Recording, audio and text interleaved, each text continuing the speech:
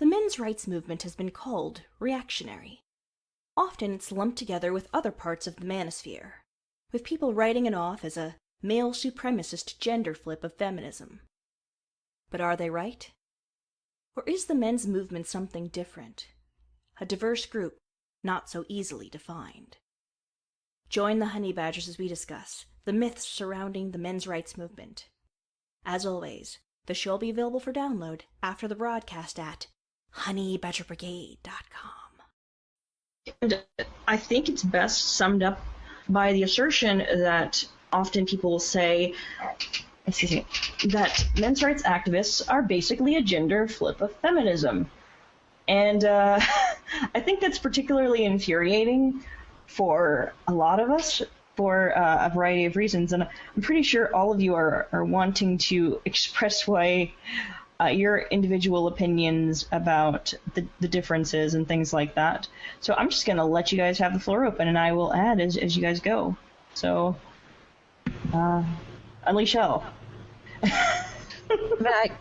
Who should go first? Just go. The floor is open. I'll go. All right. So yes, I have encountered people on both sides of the issue, the gender issue and gender question. So both in the feminist camp as well as in the specifically MGTOW camp, I've seen very sex-shaming, sex-negative people that are very hurtful, and I don't like them. So there's that, and they're very much to me an example of the horseshoe theory, which can be used for certain radical left and right, which is when you have people that are on opposite sides, but they're not on the opposite sides of a flat vertical stick. It's if you take that stick and you bent it like a horseshoe, such that the opposite ends actually end up coming a lot closer together than you would think, being on opposite ends of the thing as they are. So in that sense, I've also seen some people in some other subgroups of both movements to take up specifically the debate tactic and a shaming tactic and a very feminist-like, I don't even know if it's a feminist or just a shitty human being behavior of jumping to semantics and not really addressing the issue and being very ad hominem attacky and using some arguments that are like, oh, you're telling me to just, shut up and take it? We have been oppressed. And it's like, well, you like, if I did not know which side was speaking, I couldn't tell based on the words alone, and it's some of that inflammatory, aggressive, and not constructive, trivial kind of, drivel that you see sometimes in some small groups of both, some small groups of the men's rights movement and in very big groups in the feminist movement. I will say that. It is very largely a small group in some subgroups of men's rights movement that I've observed that reflect this exact same attitude towards certain things and certain same tactics for debate that a huge portion of feminist movement has. So it is disproportionate in that sense. But it is true in the sense that there have been some mirror-like elements that I've observed. So that's all I have to say about that. I think talking about us sounding the same ignores the circumstances under which the discussion is taking place.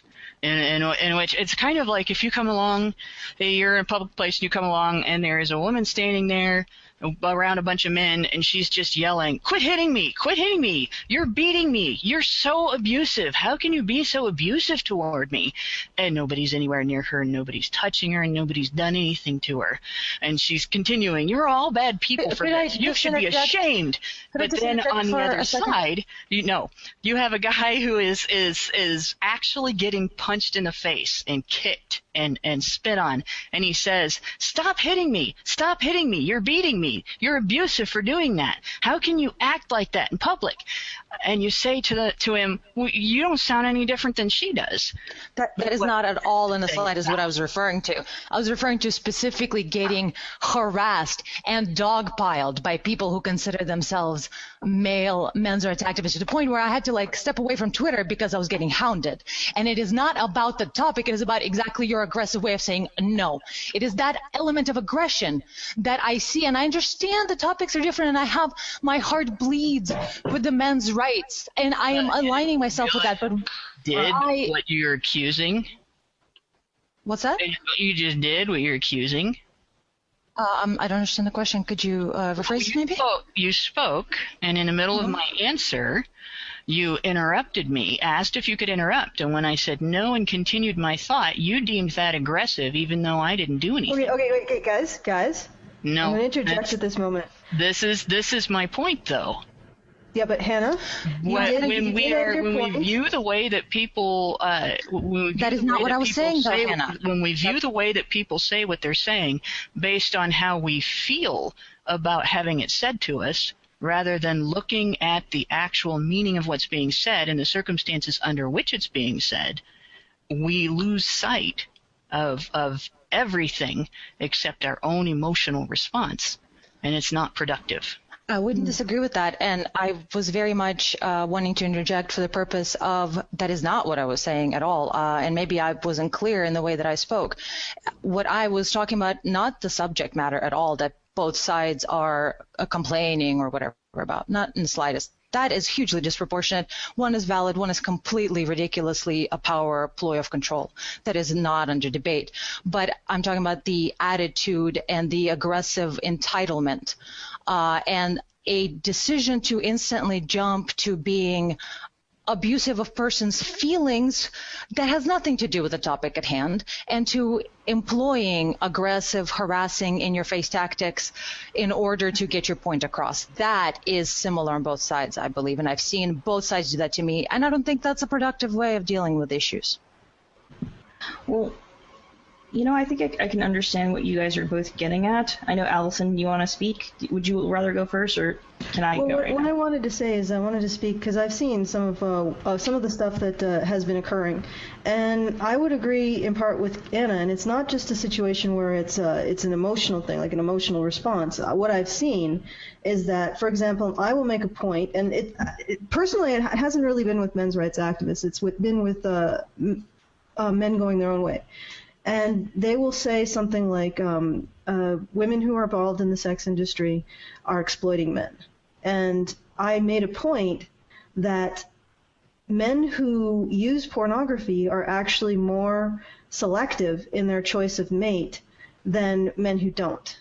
And I pointed out that it's a lot more dangerous to not be selective about a woman that you are allowing yourself or opening up your life to than pornography. Pornography is not going to raid your bank account. Pornography is probably not going to break your heart. So, in my mind, pornography, if it does make men more selective, then that's a good thing. And it may be palliative. Maybe we want to work towards a world in which women's sexual power is not as extreme, the differential.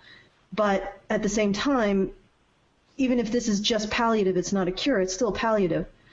And the response was to simply attack me personally, not a logical response to argue with my point, but a personal response to attack me personally as a gynocentrist, as somebody who wanted to oppress men, et cetera, et cetera, et cetera. And so I can see Anna's point, because sometimes the response is not rational.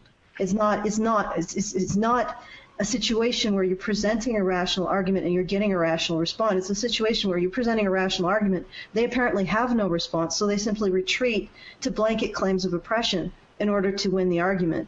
And that is very dangerous.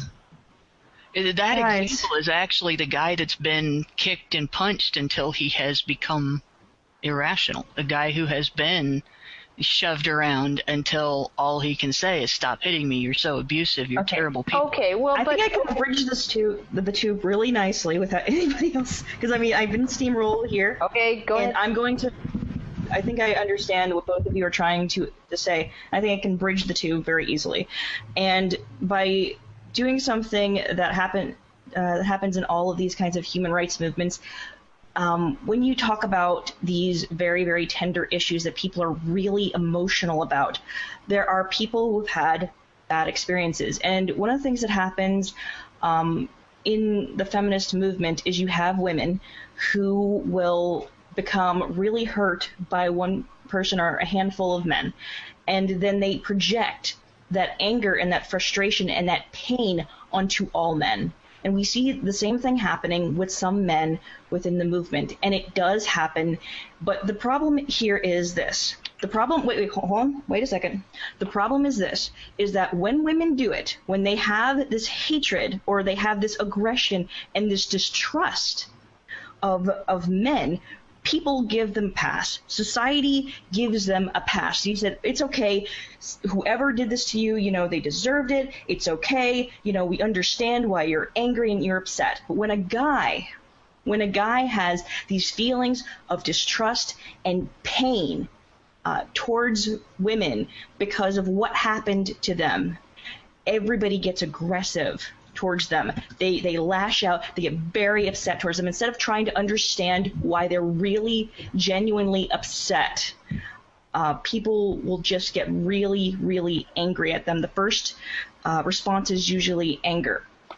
And sometimes there's no way you can really, sometimes people can be inconsolable in these positions because they have such a deep, indescribable pain over what happened that there's no way that you can logically get them to calm down. And in some instances, instead of helping people to understand that not everybody is like this and that it's okay to open up to certain people, what happens in some instances is it just escalates. And I think people can probably speak to what I'm trying to describe here. Well, what I find, you know, yes, there is this situation with feminists, and there is this situation with some MRAs, some MGTOWs, where they are tempted to make the personal the political. I don't know that it's so much a mantra of the movement on our side as it is, it's their slogan on the feminist side, make the personal the political. So if my dad was a shit, all men are shit, right? But one of the things that I found hilarious, just, you know, as far as women getting a pass for this, women getting understanding and compassion when they act out in these ways, and men absolutely not. I did an Ask Me Anything on Reddit's Are the Red Pill just a week or two ago.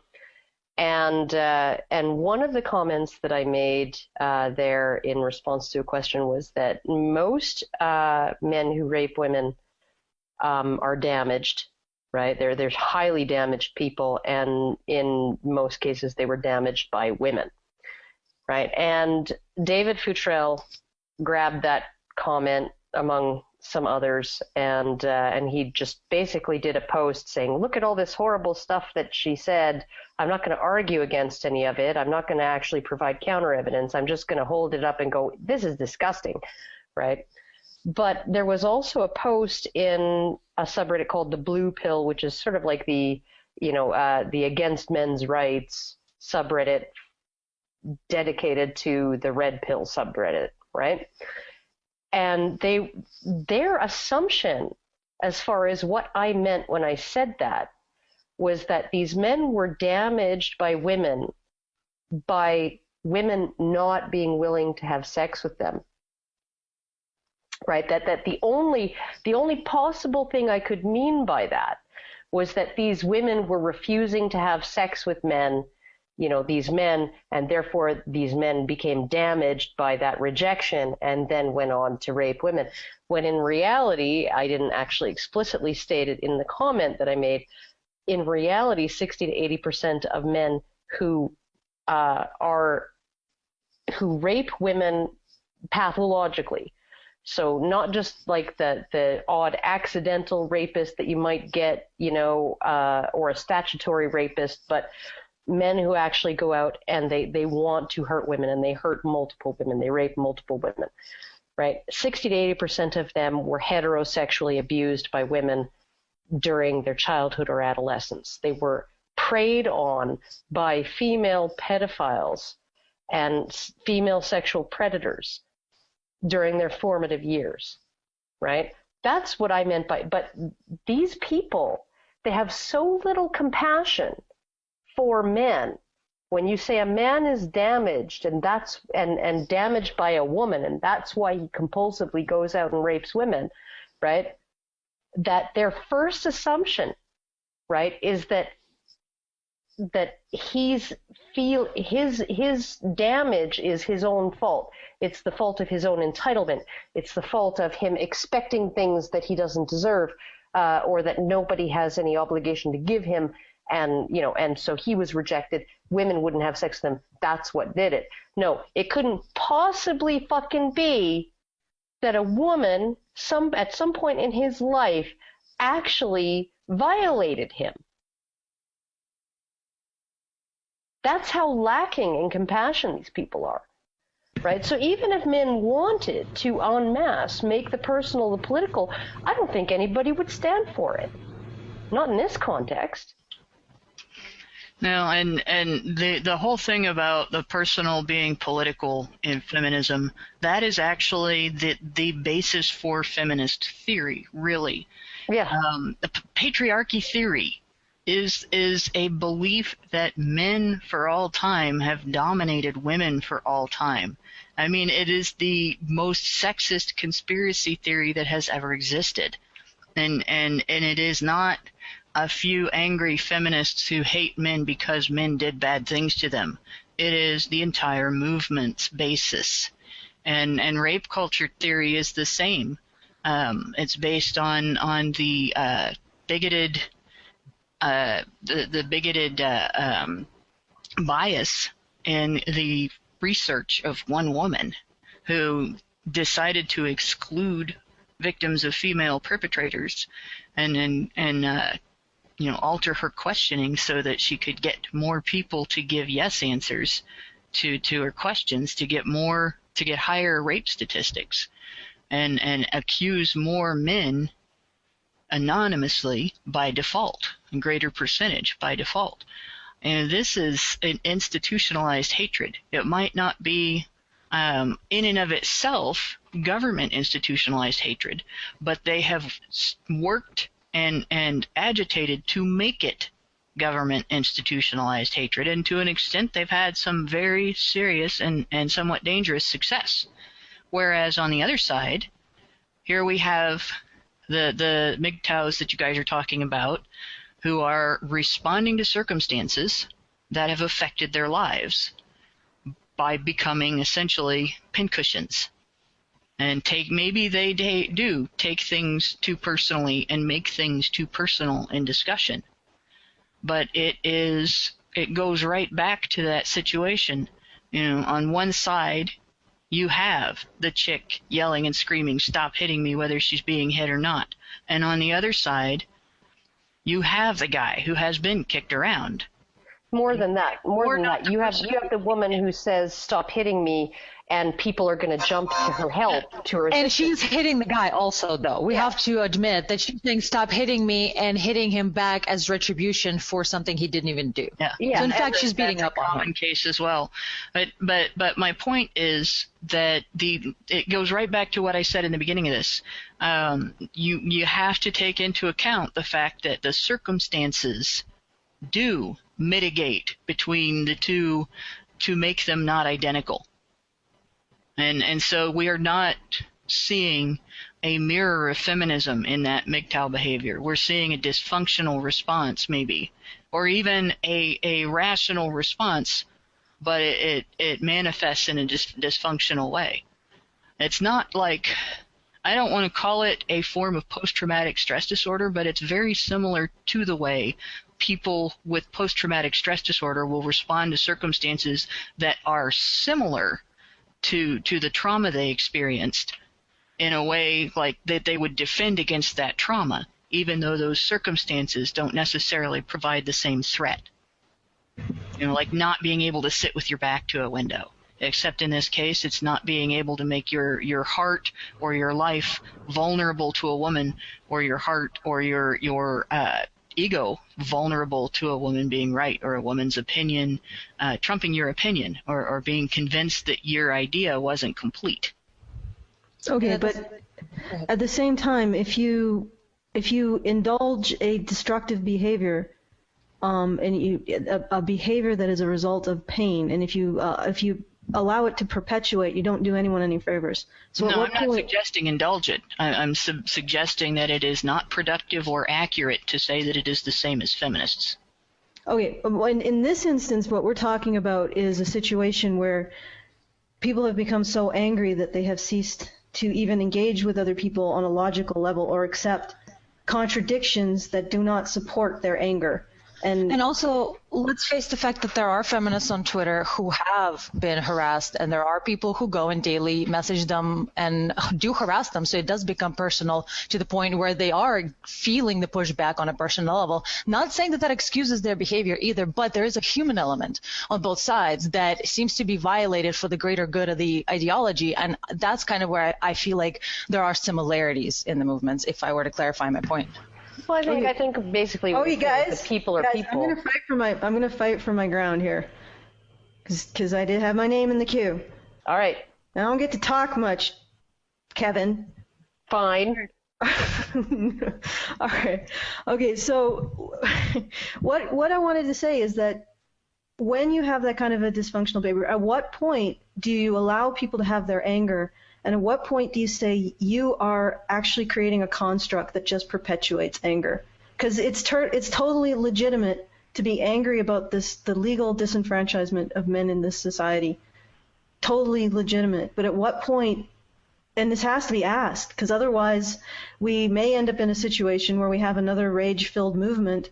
I think there's other social forces that might prevent that, but that doesn't allow any input in and simply is supporting its own anger and its own desire to destroy. But here's where I'm seeing a lot of these problems happen, is that a movement will get addicted to its own rage towards some injustice.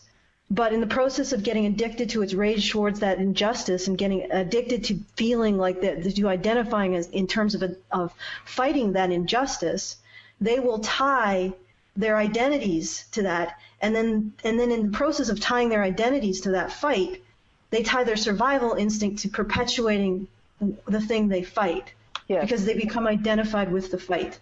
And that's something that I see happening with a lot of different movements. And all of them. Yeah, all of them. And for me, that's the real question, because I see this happening throughout all of human history. We get identified with defeating a so-called evil, and then we end up perpetuating it in order to keep defeating it. And so, so when we talk about whether or not men's rights activists are like feminists, I think part of what we should look at is how to prevent that from happening. How do we approach these issues in a way that prevents us from becoming Ahab, and tying our identities to and our sense of survival to fighting these issues. And I've been struggling with this concept myself, and I guess I went on a bit of a walkabout. I noticed that the viewers noticed of my absence, but that was part of it, just struggling with the issue of how do you create a healthy movement, or how do you create a healthy direction towards you want to address the problems, but how do you address them without identifying with fighting them? And that's something that's why I wanted to talk about this issue, to just sort of open the floor about how not just how we're different, but how we can stay different. Well, there's a lot of interesting aspects of this, and I think one of the things that continues to happen in all of these movements is that people start to not be okay with there being things like political differences or differences in opinion on things that are outside the thing that you're bonded over, the thing that you're fighting for. And so I see people, they will become at odds with each other over things that are really petty. And we can't do that. We can't stand for that to happen. We need to sort of stay together and agree to disagree on certain things. And that's something that I've noticed, because stuff like that will rip a movement apart. That's why feminism has so many different branches and flavors and things and versions of it, because they can't fucking stand each other. They really can't. The longer that they stay together, they just start to eat each other and then branch off into little groups. And we can't have that happen. We need to learn how to work together and use our energy in the best way possible towards goals. and make these goals and follow them through. But the problem is you have so many people who are emotionally invested. And when you do have this situation, you have so many people who are really in pain, and they don't know the best way to, I think, to use their feelings to take that energy and move it towards a goal. And sometimes they will run into people who say, no, give in to your hate. That is totally fine. This is okay.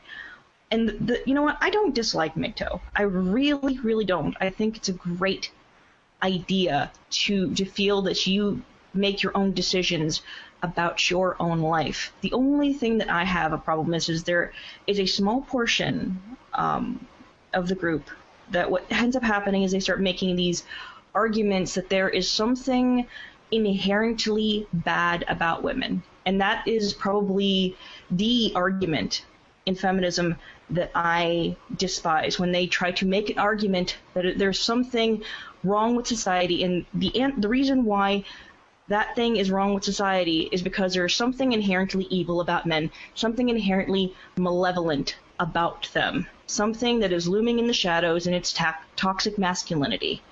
And that is the cause of everything that is terrible in the world. And when you start to make that kind of argument and you flip the genders, that is, I don't think that is a rational argument, period. I typed a whole bunch of things in now. No, I don't think so. Okay. Since you asked me in the chat to address what I mean by feminism not being the white whale to our Captain Ahab, feminism is not the opponent that men's rights activists are up against. Gynocentrism is the opponent that men's rights activists are up against, and we must, under no circumstances, should we ever forget that. Feminism is the armed guard that protects gynocentrism and the pimp that exploits gynocentrism. But it's, in a way, a red herring. And we do all have to oppose being prevented from addressing dysfunctional gynocentrism in our society in ways that it damages both men and women, but that does not translate into necessarily, like, I'm not going to say don't oppose feminism, because feminism is a sick ideology, but it isn't the goal. It isn't the enemy. It is simply the enemy's big-ass bodyguard and big-ass pimp. That's the first thing. The second thing is, I actually, a while back, it's been quite a while now actually, made a video about this. I can't remember what I titled it, but it was basically a plea for common sense cooler heads. When there was a dispute going on rather loudly between two factions within the men's rights movement, we cannot forget that no matter what we come up against superficially, like when we talk about the issue of circumcision, we're not talking about just the medical procedure itself. We're talking about the right to bodily autonomy and the right to body integrity. And it is related to the right to recourse if you have been raped. It is related to the right to decide for yourself how much money you're going to earn and how you're going to spend it, and whether or not you want to be a father and whether or not you want to financially support a child. These are all things that are interconnected, and they're all traceable back to the understanding that humanity includes both women and men, boys and girls, and all of the various permutations of transgender or anything that you want to identify yourself as. All identities that exist in humanity are still human, and the idea that we exist to promote as a movement is that human rights apply equally to everyone, and that the laws should not discriminate against anyone on the basis of their gender, their sex, their religion, their race. None of those things should be a reason why it is acceptable to pass any kind of law or create any kind of policy that infringes upon somebody's human rights. And one group's human rights do not negate another group's human rights. If you cannot recognize it for everybody, it might not be a human right. It might be a want or even a need, but it might not be a human right. And if it is, you better find a way to recognize it for everybody. And that's really the simple basis of any human rights movement. If a movement steps away from that, it stops being a human rights movement and becomes an ideology. And so if we want to protect ourselves from that, no matter what else we believe in, whether you're Democrat or Republican or, I don't know, the political parties of other countries, whether you're of a religious nature or a non-religious nature, and whatever various areas of those you're in, doesn't matter your ethnic background, it doesn't matter whatever cultural characteristics you have. Always remember that the fight is for equal application of human rights, equal recognition of human rights, and equal protection for human rights under the law. And that's it. I've been thinking long and hard about how to avoid that kind of thing happening to the people who are involved in the causes that I'm a part of and I advocate for. We talk about a lot of different things on Honey Badger Radio. We essentially talk about the things that nobody talks about. And all of the groups that don't really have a voice, all of the groups that have been silenced and cut out of media, and really the groups that are about justice, about opposing censorship, about ethics in journalism, about consumer revolt, about giving people legitimate product for their dollar and not lying about it in the media, about media transparency and media honesty, and also about issues, gender issues that are not covered by mainstream media. So we talk about a lot of different things, but always there's the potential when you do fight monsters that you one day become one because you've identified yourself as fighting a monster. And I was thinking long and hard about how to promote healthy change in society without becoming attached to the fight. And what I want to see Honey Badger Radio be is something that can do that, something that could sort of weather that storm and thread that needle. So advocate for the issues, be concerned about the issues, but don't identify with fighting those issues.